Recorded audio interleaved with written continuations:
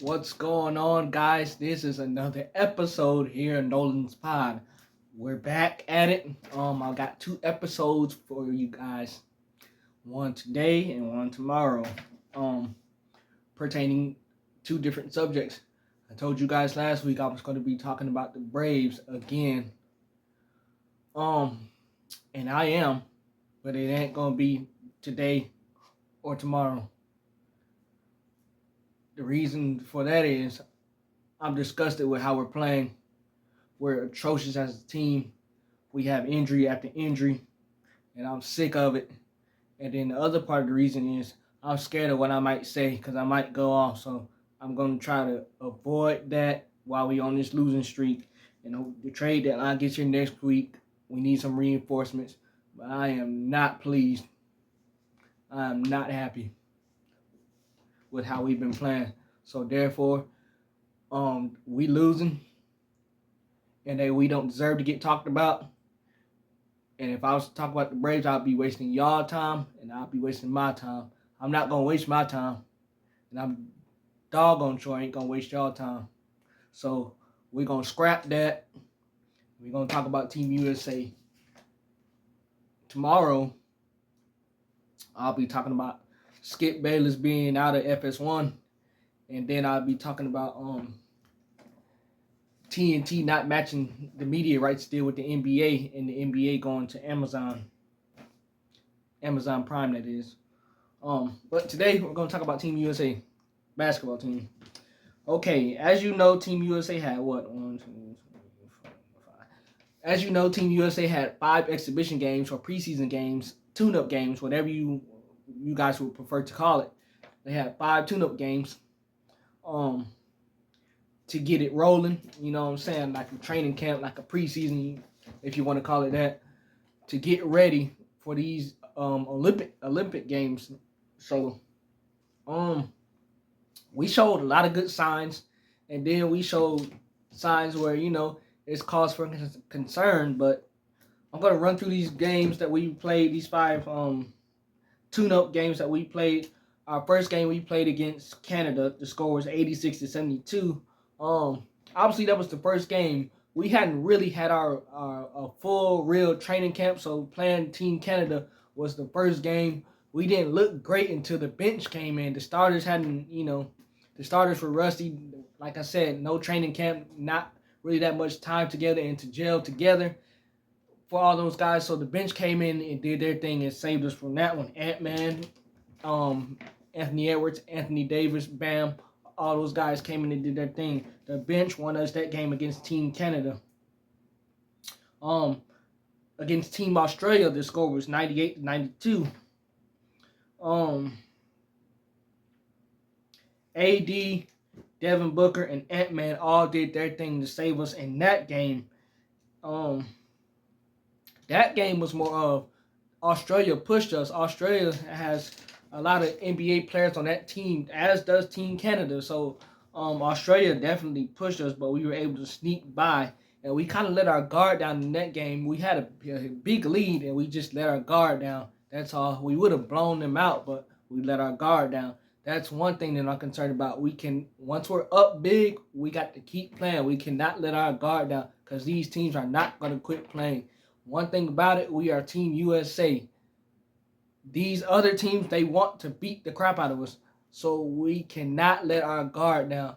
We are the team to beat. We have to go out there and play like it. The third game, or the tune-up game, was Team USA versus Team Serbia. That was 105-79. That was a whole blowout. USA versus South Sudan. As I just mentioned to you guys, USA versus South Sudan. That's a team that you might expect, we're just going to beat the crap out of them like we beat Serbia. And Serbia has Joker on that team.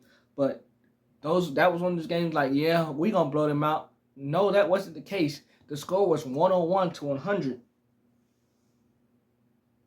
And we were down in that game at halftime by 14 or 15 points. We were down in that game against South Sudan. That's what I'm saying. We can't take advantage of the situation because we're Team USA. these other guys play professionally too. They play in the NBA or they playing overseas professionally. These guys are basketball players. We cannot take advantage of these games. We have to come out and we have to be ready to play from the start. If we're not ready to play from the start, what happened against South Sudan, what happened against these other teams, and that will cause us not to win a gold medal. Being down 14-15 at halftime against a team that we should be blowing out was unacceptable. And if it wasn't for LeBron, we would be screwed. We would have been screwed because we played horrible. We really should have lost that game. We played so horrible. But LeBron, not wanting to lose, saved us.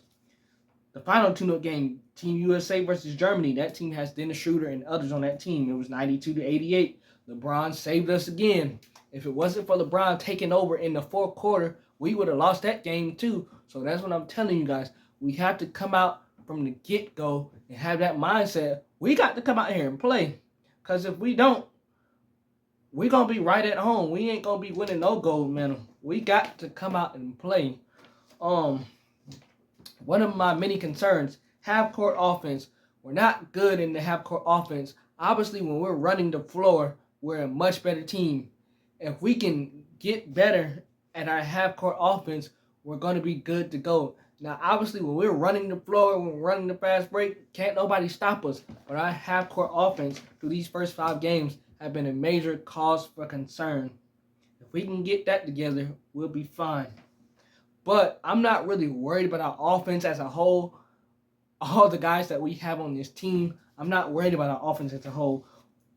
When you have Stephen Curry, LeBron, Bam, AD, Joel Embiid, Ant-Man, Tyrese Halliburton, KD, who hasn't even played yet. When you have those guys, you're not worried about what we're going to do offensively. We're going to be great offensively. We're going to be fine offensively. It's just our half-court offense is a concern that we got to get better at. Another concern is defense. We're so gifted and talented offensively that you forget about defense. We can't try to outscore these teams. We cannot try to outscore these teams. And what I mean by that is we can't score on one end, get a basket on one end, and then go down the other end and don't play a lick of defense. We have to play defense. We can't keep running up the floor, scoring basket, and the other team scoring basket. We're scoring the basket, the other team scoring the basket. No, we have to lock in defensively because as every team does, we're going to have that one game where we're going to be struggling offensively, and we're going to need our defense to win the game. It's going to be a time in the play where we need to get a stop to win the game, and if we don't do that, obviously we're going to lose. So that's why I'm saying we need to lock in defensively right now and get it together defensively right now, so when that time and play does come, we're ready to go and we're going to be locked in. We have to get better defensively right now. Joel Embiid is our last line of defense. AD is our last line of defense. Bam is our last line of defense. Joel Embiid has not looked great, especially the first 3 games. He did not look great. He started to come on the last 2 games, which is positive, which is big for us. AD and Bam, the 5 games they played, they were phenomenal. AD rebounding, challenging shots, blocking shots, and scoring. And then Bam doing what Bam does and bamming on people, rebounding, being an impact defensively and offensively. So our 3 big men, I'm confident in Embiid. He's showing signs of getting in basketball shape. AD's been phenomenal. Bam's been phenomenal. We're playing those teams that have taller big men and that have a lot of size. I'm confident that we can play against those teams because Bam, AD, and Embiid, I'm confident. Very, very confident because they played well in those 5 exhibition games. Now, when we're playing a team like Canada who's guard heavy, I'm confident in our ability against the guards and the smaller people because we have Stephen Curry, we have Ant-Man, we have Halliburton, we have Devin Booker. We also have Drew Holiday and Derek White's if it's somebody like SGA, who Drew Holiday or Derek White needs to guard, we have the perimeter defense to stop those guys. Or like we're playing a big team, we have Embiid and them, AD and them to stop those big guys. So we have the pieces. We just got to get it together. And we have to be ready and we have to be focused from the get-go. One of my questions is, who's my other concern I should say is, who's the go-to guy on this team? Obviously, it's been LeBron. My concern with that, okay, it's LeBron. Cool, I'm fine with that. But these last 2 games, LeBron has had to save us. All these players on the team, all these players that's younger than LeBron on this team, LeBron should not, as much as we come to have loved it over all these years, LeBron at his age, 39 years old, turning 40 in December, LeBron should not be the guy to use up all his energy in 5 exhibition games to save us. It should not be that way. All these young guys on this team, Ant-Man, the Devin Bookers, the Halliburtons, all these guys, y'all need to be the guy. LeBron should not be the guy to carry us through literally and save us like he's had to save us. LeBron should not be using all his energy to save us. All these guys younger than him, y'all need to step up and do y'all part. The Jason Tatums, y'all need to step up and do y'all part. I'm not saying LeBron needs to take a step back and sit back, but I'm saying all the younger guys on the team, y'all need to stop watching LeBron and help LeBron do something. It shouldn't just be all LeBron at the end of the game. Y'all are younger than LeBron. Y'all are in y'all prime. LeBron is way past his prime. He should not be using all his energy and strength to will us to victory. It should not be that way. Yes, I love seeing it. We all love seeing it because we've seen LeBron do it so many times. But it's time for somebody else on that team to do that same thing.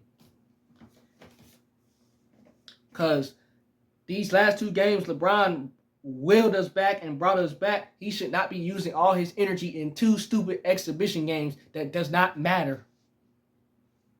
It doesn't matter.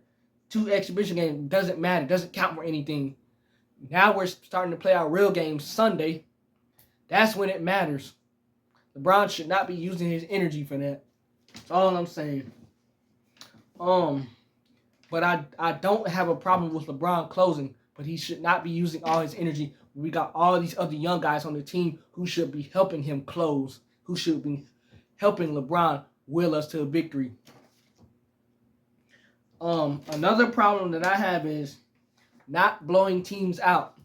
It's not so much that I have a problem with it. It's that I have a problem with the people saying, why are we not blowing out Australia? Why we didn't blow out South Sudan? Why we didn't blow out Germany? As I told you guys in the beginning, these teams, other teams, have NBA players on their teams, or they have guys that haven't played in the NBA but has played overseas professionally in their career. That means that they played the game just like the Team USA players have. They played the game for a long time. That means you're not going to blow all these teams out all the time. Just because Team USA doesn't blow out South Sudan or Germany or Australia does not mean that you have to be concerned or we have to be saying at the end of the game, what's wrong with USA? Why they didn't blow out this team? Why they didn't blow out such and such? You're not going to blow a team out every single time. It's not going to happen that way. These guys are professional players on these other teams too. They're professional players on these other teams too. It's not going to happen all the time. We don't need to be concerned every time Team USA doesn't win by 10 plus points or 15 plus points. Y'all concerned, what's wrong with Team USA? That's not how it works. A win is a win and a loss is a loss. I'd rather win than lose. And in those 5 exhibition games, even though it was close games, we still went perfect at 5-0. And now it's the real thing starts on Sunday. But we got to stop crying about, why they didn't win by 10 points. Why they didn't win by 15 points. Why they didn't win by 30 points. Why they didn't win by 40 points. We got to stop that. A win is a win. Y'all crying when we win by 5. Y'all crying when we win by 1. But y'all also gonna be crying if we lose a game. Enjoy the win and stop crying. Another concern, KD's injury. KD has been hurt, and he was probably supposed to play Saturday or Monday. He was supposed to play in one of those 2 games. He did not play. Okay. I'm looking like, okay, y'all scheduled a date that he was supposed to play Saturday or Monday. He didn't play in neither of those games. They're keeping his they're being really cautious with his calf contusion. My thing with that is, why KD's hurt?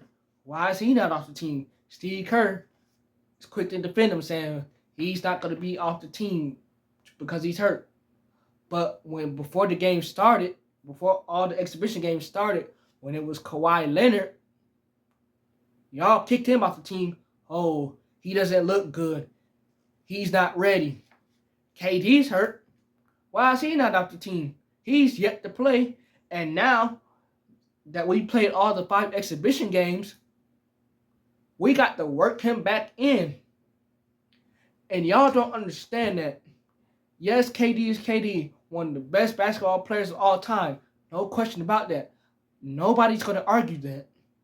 What I'm saying to you guys is, we played 5 preseason exhibition games. The real thing starts on Sunday, and he still has not played, and he's still hurt, and they're still cautious and taking it day by day. We have to work KD in to the lineup during these games that count for something now.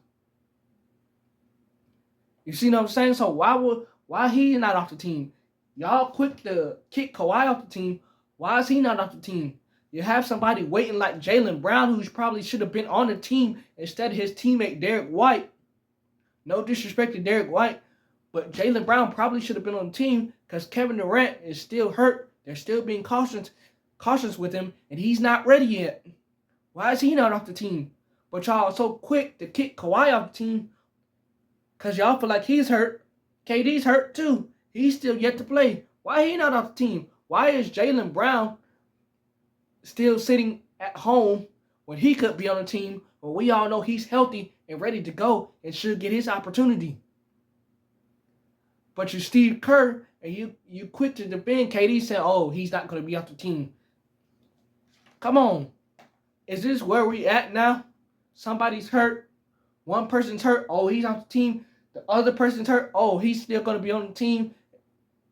Come on. Really? When you have a guy proven in Jaylen Brown who just won a championship, who just won a finals MVP, who just won Eastern Conference Finals MVP, and a championship, he's ready to go. And he's not on the team, but you got a person that's on the team who has not played yet, and he's clearly hurt. And y'all won't even kick him off the team. Because KD name holds a bigger weight than Jaylen Brown. Yes, I get that, obviously. But it's ridiculous. So now, these games that's starting to count now on Sunday, we're going to have to work KD back in.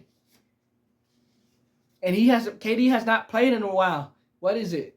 July, almost going on August.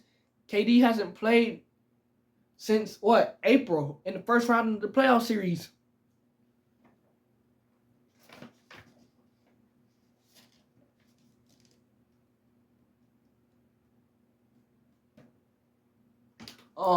Our first 3 exhibition games are against Serbia, or not exhibition games. Our first real game for where it counts as something is against Serbia. We blew out Serbia. That's the team that has Joker on it. They're gonna come back and they're gonna be ready to play. We're playing South Sudan again. Obviously, we know that we won by 1 point. We're gonna take them seriously now. Serbia's gonna be ready to play, as I just mentioned to you guys. Our third game will be against Puerto Rico. So those are our 3 games that's starting to count for something beginning Sunday. Serbia, South Sudan. We've seen those 2 teams before. We did not see Puerto Rico. That's our third game. We're going to be fine. We're going to be fine. We just need to get our half-court offense right. We need to start playing defense better. We need to figure out who's our go-to guy other than LeBron. A win is always going to be a win, no matter if we blow a team out or not. And our main goal is to go get that gold medal and come back home to the U.S. with that gold medal. That's all. That's all we're trying to do. That's all I have for you guys today. Remember to like, comment, and subscribe. Let me know what you guys' concerns is about Team USA. Let me know, do you think that we will go on and win this gold medal and come back home with it? Tomorrow's episode, as I mentioned in the beginning, will be about Skip Bayless being out at FS1 and TNT losing out on the new deal for the NBA media rights and the NBA instead going to Amazon Prime. We out of here.